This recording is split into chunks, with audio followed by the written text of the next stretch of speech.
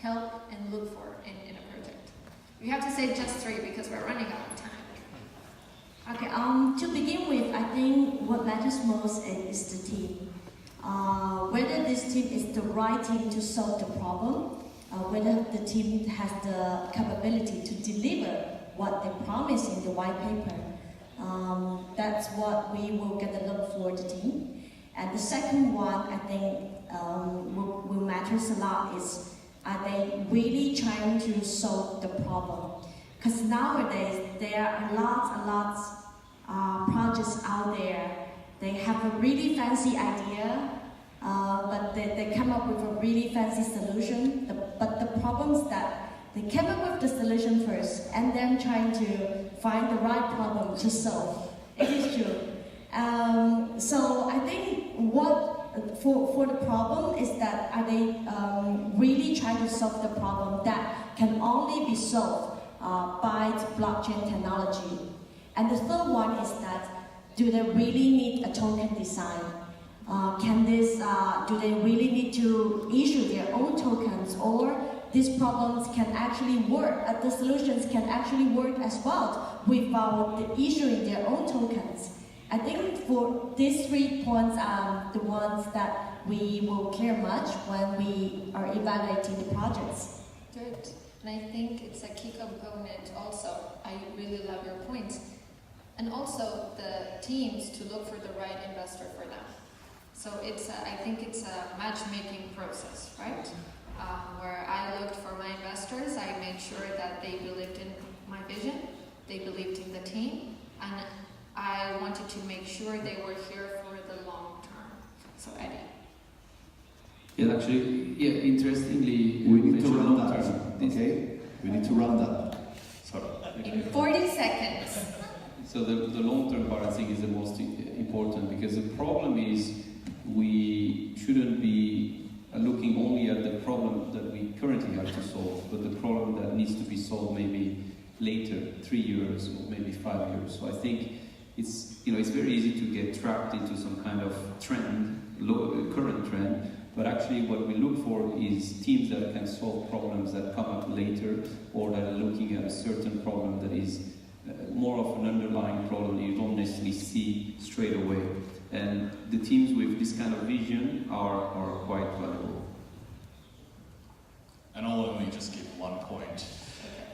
Regulation and compliance first. Because if you cannot deal with these 2 issues, you cannot get the mainstream on board. And if you cannot get the mainstream on board, you're not going to succeed as a project.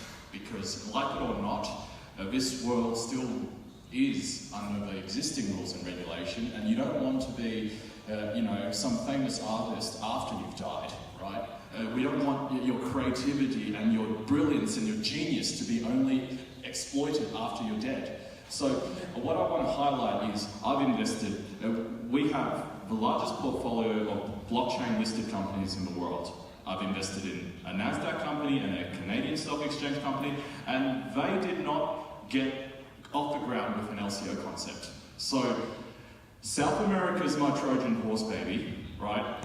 You guys need to help me work with regulators here so that we build the best and well-regulated ecosystem so that they feel safe to allow us to do what we do. Because if we create a new economy, that means this economy will be 1,000 times larger. And you know what? The North Americans will have to learn a thing or 2 from us later. I like that attitude. So really quick, so the 3 things we see. First of all, if blockchain or token use case is really necessary, because most of the projects aren't. Second, I think the times of throwing money to a white paper has passed. So we currently looked at performance metrics, or having at least a live project. And the third, as you mentioned, the founding team. I think it's very important to have a great relationship between investor and entrepreneur. Good. I repeat everything, and there is one thing that is important for us: full life commitment. If the founders don't believe in themselves and they focus all the time in the development of the project, is no way that an investor would trust.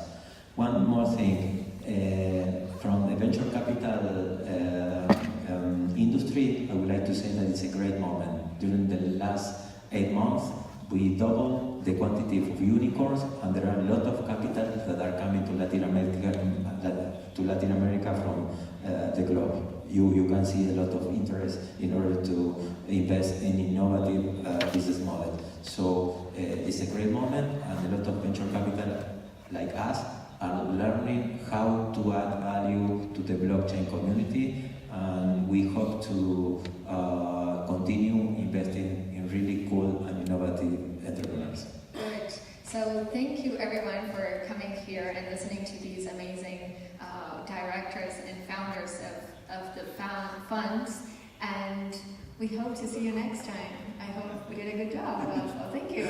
Muchísimas gracias, Mary. Guys, really thanks.